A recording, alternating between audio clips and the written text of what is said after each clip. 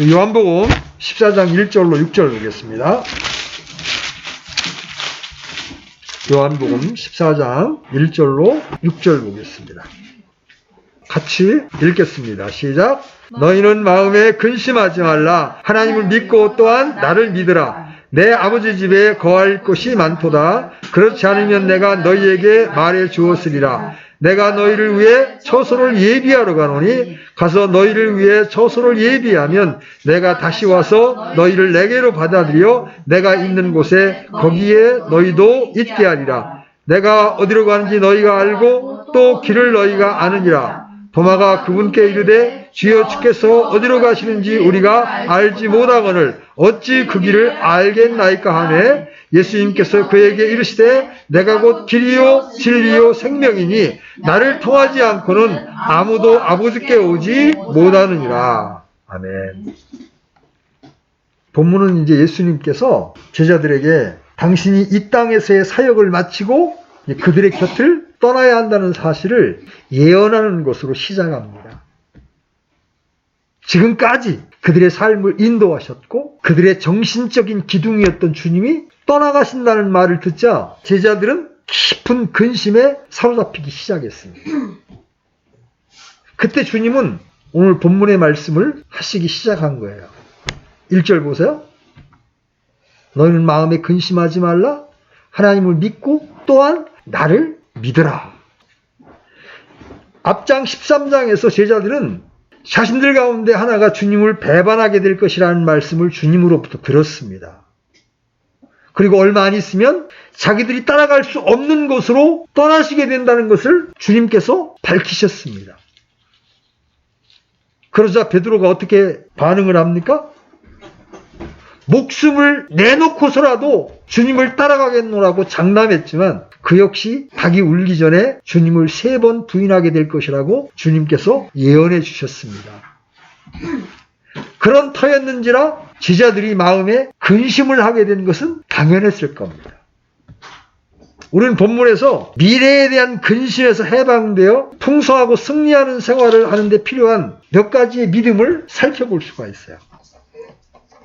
우리가 근심에서 벗어나서 평안을 유지할 수 있는 비결이 바로 오늘 본문 말씀에 있는데 그 첫 번째가 뭡니까? 바로 예수 그리스도께서 하나님이심을 믿어야 합니다. 예수님은 근심하고 있는 제자들을 위로하시면서 너희가 하나님을 믿고 또한 나를 믿으라 이렇게 명하십니다. 이 대목에서 여러분은 제자들이 아직도 주 예수 그리스도를 믿지 않고 있다는 사실에 의아해하면서 어리둥절할 것입니다. 너희가 하나님을 믿고 또한 나를 믿으라는 말씀은 분명히 불신자들에게 한 말씀이 아니라 누구에게 한 말씀이에요? 제자들에게 한 말씀이잖아요. 그죠? 베드로가 6장에서 이런 멋있는 고백을 했죠. 우리는 주께서 그 그리스도시요 살아계신 하나님의 아들이심을 믿고 확신하나이다. 분명히 그렇게 고백했죠. 그리고 그 고백이 위대한 신앙 고백으로 주님의 칭찬도 받았습니다. 그런데 베드로의 이 고백은 자신이 실제로 믿고 있던 바를 훨씬 뛰어넘는 고백이었고 그가 주 예수 그리스도에 대해서 갖고 있던 통상적인 믿음의 수준을 뛰어넘는 그런 표현이었어요. 그가 이런 고백을 하게 된 것은 어떤 초자연적인 직관에 의해서 이루어진 거예요. 이것을 내게 알게 하시는 하나님 아버지시라. 제자들은 하나님을 믿었습니다. 그러나 그 정도는 마귀도 마찬가지예요. 마귀도 하나님을 믿고 떱니다. 여기 적어놓고 야고보서 2장 19절 다녀옵니다. 야고보서 2장 19절 찾으셨으면 같이 읽겠습니다. 시작. 내가 한 하나님이 계시는 줄 믿으니 잘하는도다. 마귀들도 믿고 떠느니라. 마귀는 믿는 정도가 아니라 떨기까지 합니다. 그런데 예수님은 그렇게 하나님을 믿듯이 또한 나를 믿으라고 명하십니다. 그들이 하나님을 믿으니 그 믿음을 지속하되 그 믿음을 예수 그리스도를 믿는 믿음까지 연장하도록 격려하고 계신 겁니다. 그렇다면 어느 정도까지 주 예수 그리스도를 믿어야 하는 겁니까? 다시 요한복음으로 돌아가셔서 14장 9절 보세요. 예수님께서 그에게 이르시되 빌립아 내가 이렇게 오랫동안 너희와 함께 있었을 때 네가 아직도 나를 알지 못하느냐. 나를 본 자는 아버지를 보았거늘 어찌 내가 말하기를 우리에게 아버지를 보여주소서 하느냐. 주님께서 확고하게 단언하십니다. 이것은 하나님께서 육신을 입고 오신 분이 바로 주 예수 그리스도임을 선언하고 계신 거예요. 또 10절도 보십시오. 10절. 내가 아버지 안에 있고 아버지께서 내 안에 계신 것을 내가 믿지 아니하느냐? 내가 너희에게 이르는 말들은 내가 스스로 하지 아니하느니라. 오직 내 안에 거하시는 아버지 곧 그분께서 이 일을 하시느니라. 예수 그리스도 안에 계시는 본질은 곧 하나님이셨고 따라서 그분께서 하시는 말씀이나 행하시는 일들이 바로 하나님께서 하시는 말씀이요 하나님께서 행하시는 일들이라는 겁니다.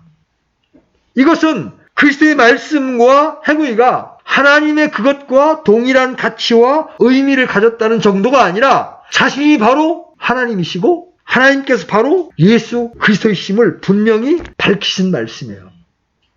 너희가 하나님을 믿고 또한 나를 믿으라. 그러면 그분을 어떤 분으로 믿으라는 말입니까? 그분을 하나님으로 믿으라는 말씀입니다. 그분께서 바로 하나님이시기 때문입니다. 여러분, 우리가 하나님을 믿는 신앙을 세상에서 뭐라고 불러요? 기독교다 그러죠. 이 기독이라는 말은 한자어입니다. 크라이스트, 그리스도교라는 말의 한자어가 기독교예요. 자, 오늘날 자신이 하나님을 믿는다고 하는 사람들이 많습니다. 자, 유대교, 하나님을 믿습니다. 그죠? 그럼 아랍권의 마호메트교, 이들도 하나님을 믿는다고 말합니다. 여호와의 증인, 이들도 하나님을 믿는다고 말합니다. 그런데 이들의 공통적인 특징이 뭔지 아십니까? 이들은 하나님이 보내신 자 예수 그리스도를 믿지 않는다는 것입니다. 그들이 아무리 하나님을 믿는다고 말해도 예수 그리스도를 믿지 않는 한 그것은 아무 쓸모가 없는 거예요. 자, 여러분에게 질문합니다. 여러분은 여러분의 구주와 주님으로 예수 그리스도를 믿으십니까? 믿으셔야 합니다. 하나님을 믿는 것으로 끝나지 않고 하나님이 보내신 분 예수 그리스도를 믿을 때 구원이 일어나는 겁니다. 그렇지 않으면 여러분의 믿음은 헛된 거예요. 왜 유대교나 마호메트교나 여호와의 증인이 구원받을 수 없습니까? 그들은 예수 그리스도를 하나님으로 하나님이 보내신 분으로 믿지 않는다는 겁니다. 여러분이 이 땅에서 참된 기쁨과 평안을 누리기를 원하시면, 여러분이 근심에서 벗어나기를 원하시면 여러분이 믿는 예수님이 곧 우주의 주제이신 하나님이심을 믿으셔야 합니다. 아멘? 둘째로, 우리가 근심에서 벗어나기 위해서는 우리를 위하여 영원한 처소가 예비되어 있음을 믿어야 합니다. 우리의 죽음 저 건너편에 주님께서 예비하신 처소가 있다는 사실을 확신할 때 우리는 흔들리지 않고 나아갈 수 있습니다. 천국은 분명한 하나의 처소입니다. 내 아버지 집에 거할 곳이 많도다. 그렇지 않으면 내가 너희에게 말해 주었으리라. 내가 너희를 위해 처소를 예비하러 가노니. 3절, 가서 너희를 위해 처소를 예비하면 내가 다시 와서 너희를 내게로 받아들여 내가 있는 곳에 거기에 너희도 있게 하리라. 뉴스위크지, 미국의 잡지죠. 거기서 발표한 통계를 보면 미국인의 80%가 천국을 믿는 것으로 나타납니다. 근데 수년 전 어느 통계에 의하면 한국인들은 겨우 30%만이 아마도 천국이 있을 것이라고 대답했다고 합니다. 대체로 우리는 천국을 믿는 신앙을 소위 기복신앙이라고 일축해버리는 경향이 있습니다. 지식인일수록 그것을 유치한 신앙이라고 쉽게 간주해버립니다. 그러나 저는 그 반대라고 생각합니다. 많은 우리나라 사람이 기복신앙에 빠져버린 이유는 사실은 천국에 대한 신앙이 없기 때문에 그렇습니다. 그래서 이 세상에서의 물질적인 축복에만 매달려 있는 겁니다. 여러분, 진짜 우리가 가야 될 처소가 있고 그 처소는 이 땅의 것과 비교할 수 없이 빛나는 영광스러운 것임을 우리가 알게 될 때 여러분 이 세상의 작은 것들에 매여서 근심하지 않을 수가 있다는 거죠.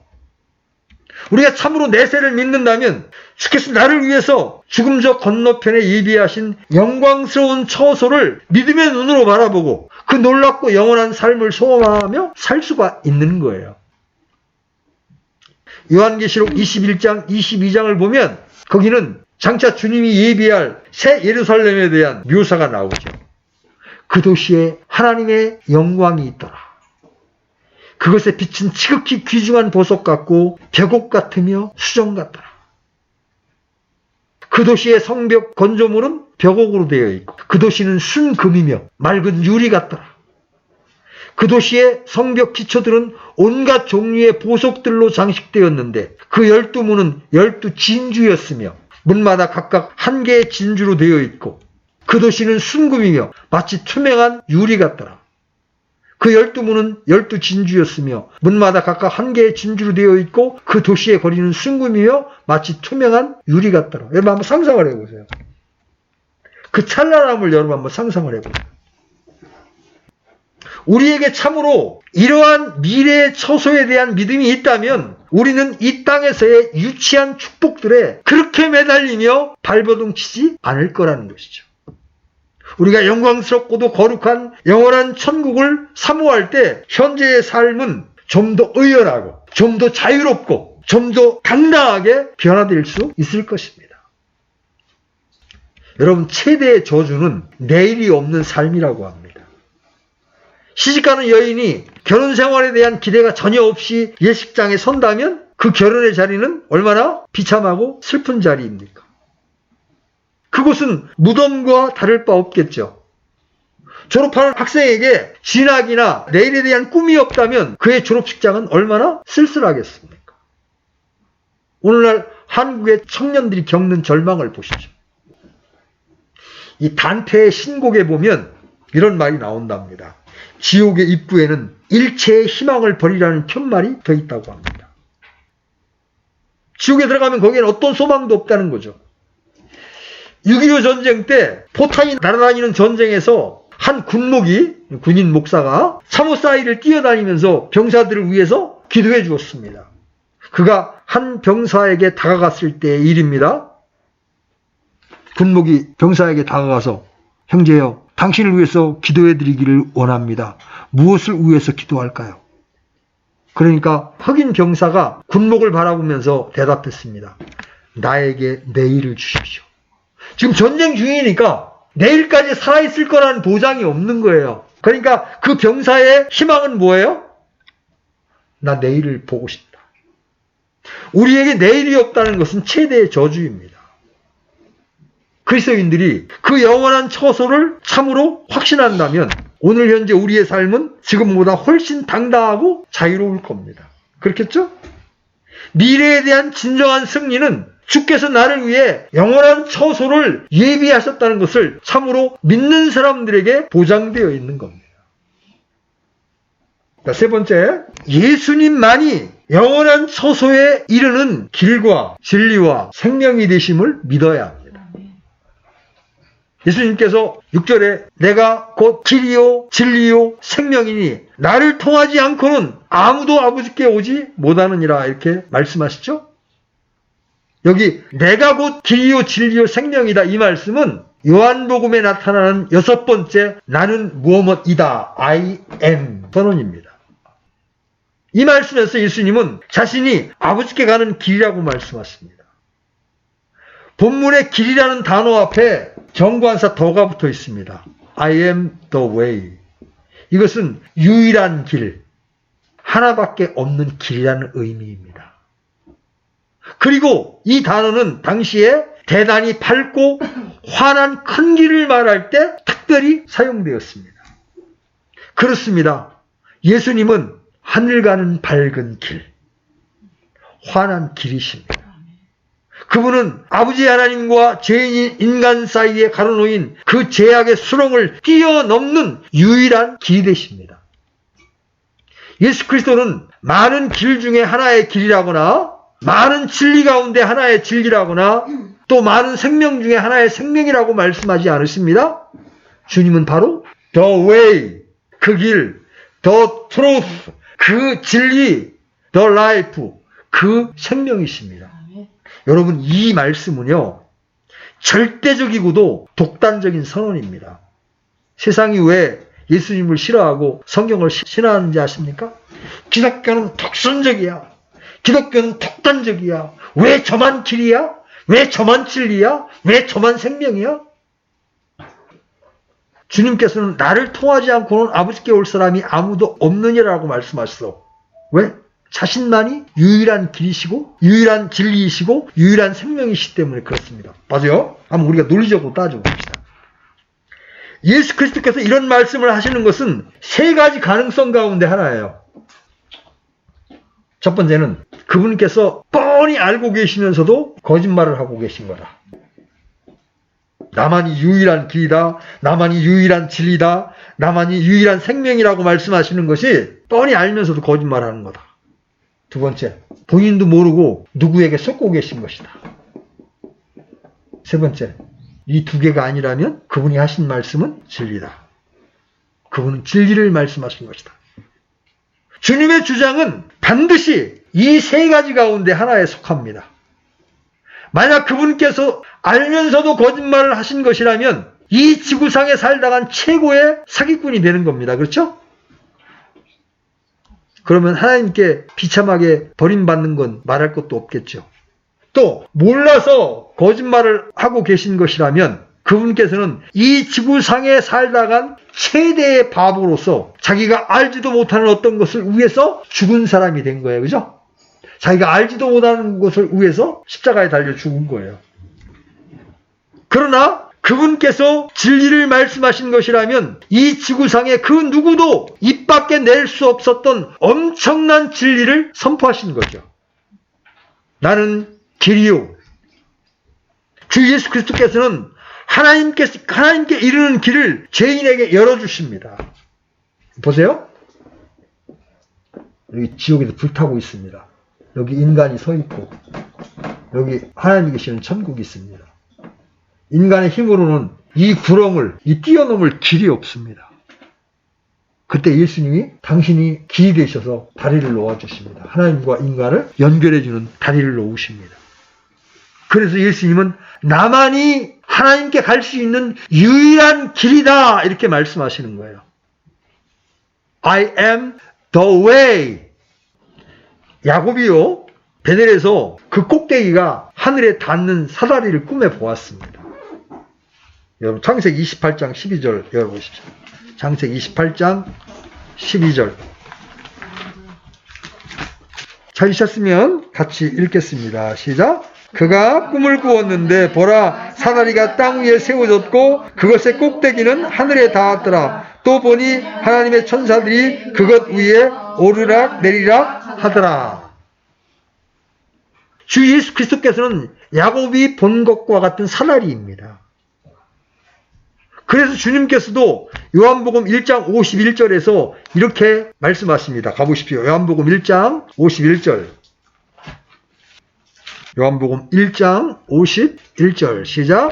진실로 진실로 내가 너희에게 이르노니 이후로는 하늘이 열리고 하나님의 천사들이 사람의 아들 위에서 오르락 내리락 하는 것을 너희가 보리라 하시니라. 오르락 내리락. 아까 보았던 사다리, 그죠? 야곱이 보았던 사다리가 바로 예수님이란 말이에요. 사람들이 예수님을 타고서야 하늘에 이를 수가 있다. 그래서 예수님은 I am the way. 나는 유일한 길이다. 이렇게 선포할 수가 있는 거예요. 여러분이 예수 그리스도를 통하지 않고 스스로의 노력으로 하늘에 오르려고 한다면 그것은 여러분이 마귀에게 속고 있기 때문입니다. 인간은 절대로 스스로가 하늘에 오를 수 없습니다. 그래서 하나님께서 몸소 육신을 입고 이 땅에 오셨던 겁니다. 그분이야말로 우리를 하늘로 인도하시는 유일한 길이십니다. 하늘로 인도하는 유일한 이 길에 들어서지 않으면 아무도 구원받을 수 없고 영원한 생명을 얻지 못합니다. 자, 디모데전서 2장 5절입니다. 디모데전서 2장 5절. 자, 찾았으면 같이 읽습니다. 시작. 한 하나님이 계시고 하나님과 사람들 사이에 한 중재자가 계시니 곧 사람이신 그리스도 예수님이시라. 중재자는 양쪽을 이어주는 존재잖아요. 거룩하신 하나님과 죄인 인간을 이어주는 유일한 중재자가 누구다? 바로 예수 그리스도시다. 그럼에도 사람들은 자신의 생각을 따라 자기 인생길을 걸어가고 있습니다. 그런 사람들에 대해서 성경은 어떻게 말합니까? 잠언 16장 25절은 이렇게 말씀하십니다. 어떤 길은 사람 보기에 오르나 그것의 끝은 사망의 길들이니라. 아, 나는 석가모니를 믿어요. 아, 나는 마호메트를 믿어요. 어떤 사람들에게 그것이 옳은 것처럼 보이지만 하나님 어떻게 말씀하세요? 그 길의 끝은 뭐라고 말해요? 사망이라고 말합니다. 예수님께서 말씀하십니다. 내가 곧 길이다. 그분은 우리를 천국에 도달하게 하는 길이십니다. 그래서 그분이 없으면 우리는 방황할 수밖에 없어요. 그래서 이사야 대언자는 이렇게 이야기합니다. 우리는 다 양 같아서 길을 잃고 각각 자기 길로 갔거늘 길을 잃어버린다. 길이신 예수님을 찾지 않으면 방황하는 거예요. 각각 자기 길로 뿔뿔이 가는 거예요. 자기가 가는 길이 옳다고 생각하면서 방황하게 되는 거죠. 바울은 로마서 3장 12절에서도 이렇게 말합니다. 그들이 다 길에서 벗어나 함께 무익하게 되고 다 길에서 벗어났다는 거예요. 이런 방황의 인생의 애정 속에서 예수님이 친히 말씀하십니다. I am the way. 내가 곧 길이다. 우리 나그네 인생길에서 예수님이 친히 우리의 길의 안내자가 되시고 또 길 자체가 되어주신다는 사실은 얼마나 놀라운 축복입니까? 예수님은 천국의 영원한 비전을 말씀하셨을 뿐만 아니라 동시에 이렇게 말씀하십니다. 내가 곧 길이다. 그래서 그분이 없는 삶은 어둠일 수밖에 없어요. 그분이 없이는 우리는 거짓의 아비인 사탄에 묶임바 되고 이 세상적인 삶을 살 수밖에 없는 거예요. 그러나 그분은 우리의 길이십니다. 그분이 걸으신 길을 그분과 함께 걷는 것이 바로 신앙입니다. 자, 그 다음에 예수님은 당신이 또 진리라고 선포하십니다. I am the truth. 유일한 진리시다. 예수 그리스도께서는 하나님 자신께서 충만하게 나타나신 하나님 자신의 계시입니다. 인간이 마귀에게 속아 죄를 범한 이후로 인간은 어둠 속에 갇히게 되었고 무엇에 걸려 넘어지는지도 모르고 암흑 속을 헤매게 되었습니다. 이거 한번 찾아보십시오. 잠언 4장 19절 한번 열어보십시오. 잠언 4장 19절 찾았으면 같이 읽습니다. 시작. 사악한 자들의 길은 어둠 같아서 그들은 무엇에 걸려 넘어지는지도 알지 못하느니라. 진리에서 떨어져 나갔기에 진리에 대해 무지해졌고 진리를 알 수 있는 명철이 어두워졌습니다. 그러니까 어떤 모습이 돼요? 자, 에베소서 4장 18절로 19절 가보십시오. 에베소서 4장 18절로 19절 같이 읽습니다. 시작. 그들은 지각이 어두워졌으며 그들 속에 있는 무지함과 그들 마음의 눈먼 것으로 인해 하나님의 생명에서 떨어져 있도다. 그들이 감각을 지나쳐 자기를 색욕에 내주고 탐욕을 내어 모든 부정한 것을 향하였으되. 성경은 죄인의 모습을 이렇게 묘사합니다. 그러므로 이런 인간들이 생각해낸 어떤 철학이나 인간의 두뇌로 고안해낸 그 어떤 과학에도 진리란 있을 수 없습니다. 지혜와 지식은 어디에 있어요? 주님 안에 있습니다. 골로새서 2장 3절 열어보십시오. 골로새서 2장 3절 같이 읽습니다. 시작. 그분 안에는 지혜와 지식의 모든 보화가 감추어져 있느니라. 여러분이 지혜롭고 싶습니까? 여러분이 놀라운 지식을 갖고 싶습니까? 그러면 예수님을 믿으시고 예수님의 가르침을 주목하십시오. 그러면 세상 사람들이 알 수 없는 지혜, 세상 사람들이 알 수 없는 지식을 갖게 됩니다. 여러분, 이 땅 속에 지옥이 있다는 것을 믿는 신자 말고 누가 알 수 있습니까? 둘째 하늘 위에 거대한 물층이 있다는 것을 신자들 말고는 누가 알 수 있습니까? 또 예수님은 이렇게 말씀하시죠. 너희가 진리를 알지니 진리가 너희를 자유롭게 하리라. 그러므로 아들이 너희를 자유롭게 하면 너희가 참으로 자유롭게 되리라. 여러분, 진리를 알게 되면 자유롭습니다. 그렇죠? 2012년도에 지구가 멸망할 것이라고 많은 뜬소문들이 돌아서 사람들이 굉장히 불안해했습니다. 근데 참되게 성경을 믿는 사람들은 불안해하지 않습니다. 왜? 지구는 그런 식으로 멸망하지 않거든요. 주님이 오셔서 이 땅을 심판할 때 멸망하는 거지 그런 무슨 물로 아니면 뭐 이런 걸로 멸망하지 않습니다. 진리를 알게 되면 두려움이 없는 거예요. 자, 사람의 가장 마지막 원수는 죽음이잖아요. 코로나가 오니까 사람들이 겁내합니다. 벌벌 떱니다. 왜 그렇습니까? 죽음이 두려우니까. 반면에 참되게 믿는 신자들은 조심하되 그렇게 두려워하지 않습니다. 왜? 코로나 걸려서 죽으면 죽은 다음에 우리가 이 죄의 몸, 이 사망의 몸을 벗어나서 영광스러운 주님이 계신 곳에 가는 거거든요. 오히려 해방이에요. 죽음이 해방이라는 말이죠. 그 진리를 알지니 진리가 너희를 자유롭게 하리라. 예수님은 바로 유일한 진리가 되시는 분이십니다. 마지막으로 세 번째, 주님은 생명이십니다. 그래서 I am the life, 나는 유일한 생명이라고 선포하십니다. 하나님께서는 모든 생명의 원천이십니다. 왜 그래요? 모든 생명은 그분께로부터 나왔기 때문에. 여러분, 인간이 뭐예요? 흙으로 빚은 거예요. 거기에 하나님의 호흡이, 하나님의 숨결이 들어갔을 때 비로소 살아있는 존재가 되었습니다. 그래서 하나님은 생명의 원천이세요. 그래서 예수님은 I am the life, 내가 생명이라고 말씀하실 수가 있는 거예요.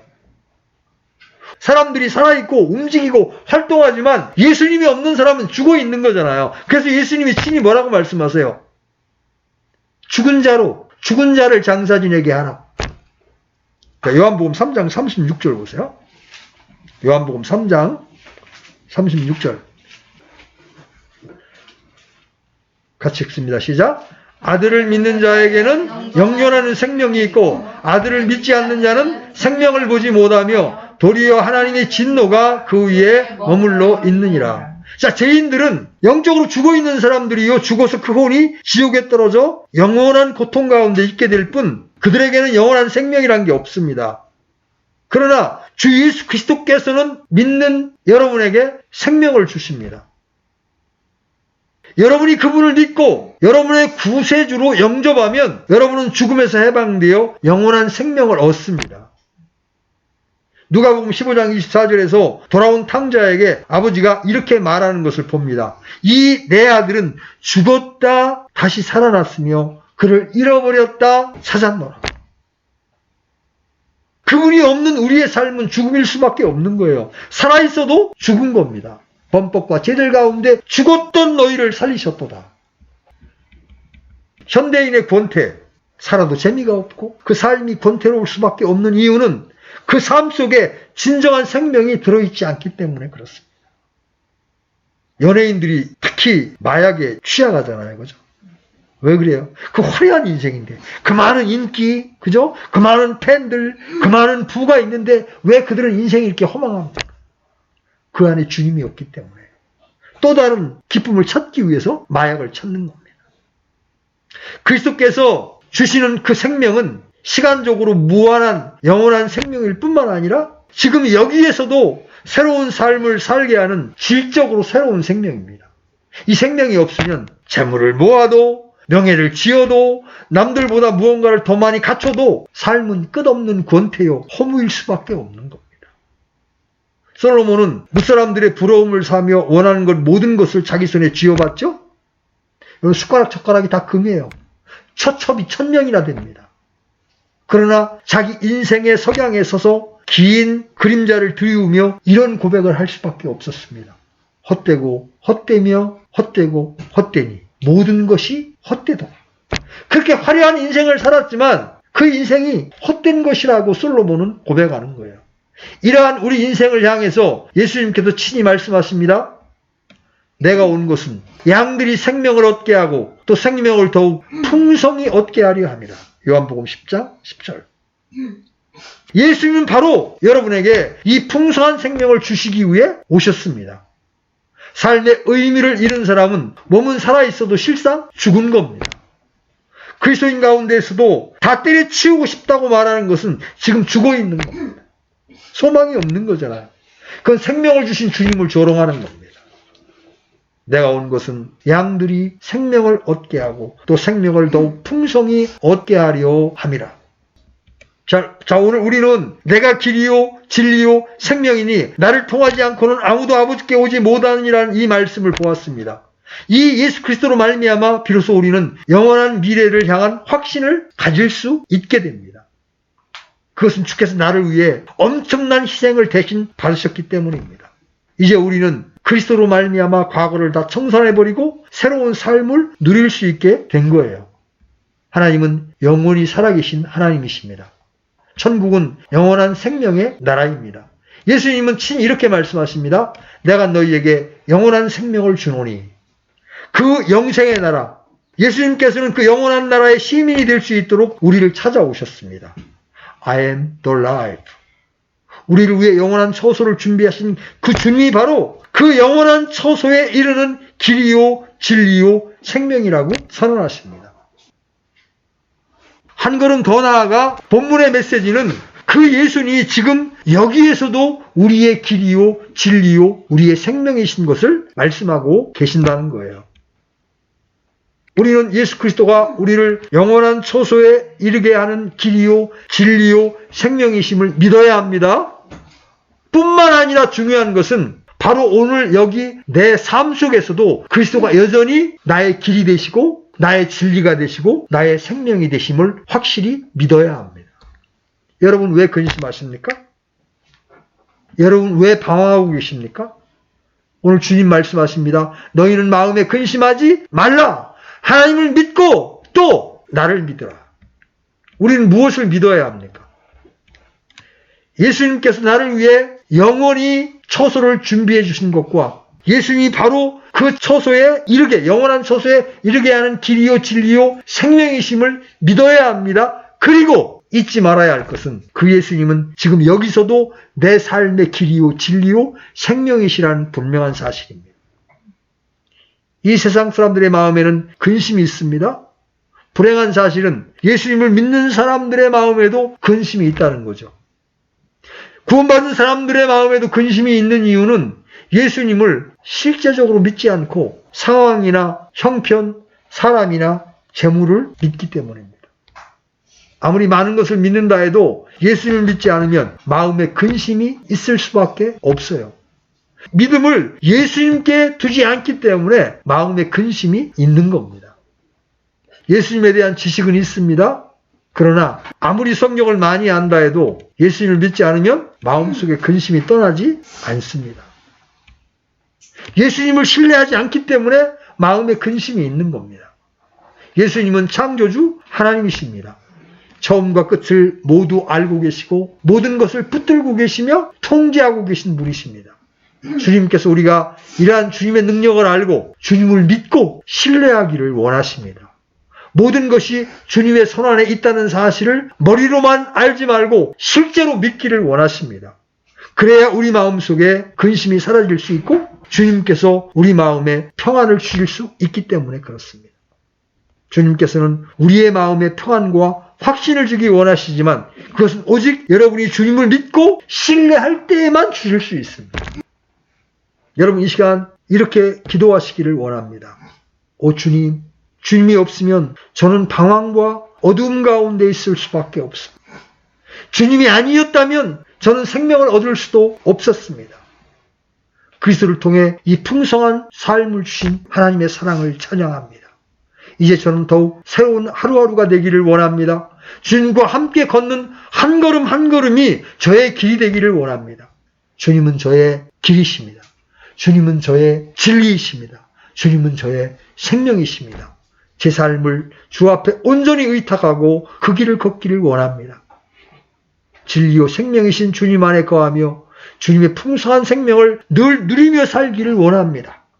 여러분 이것이 여러분의 기도요 여러분의 갈망이 되어야 합니다. 그때 여러분은 내세에 하나님이 계신 그곳에 갈 수 있을 뿐만 아니라 현세에서도 참된 평안 가운데 주님이 주시는 기쁨 가운데 이 어두운 세상에서 가치 있는 삶을 살 수 있게 되는 것입니다. 우리 모두가 주님을 신뢰함으로 이런 삶을 살 수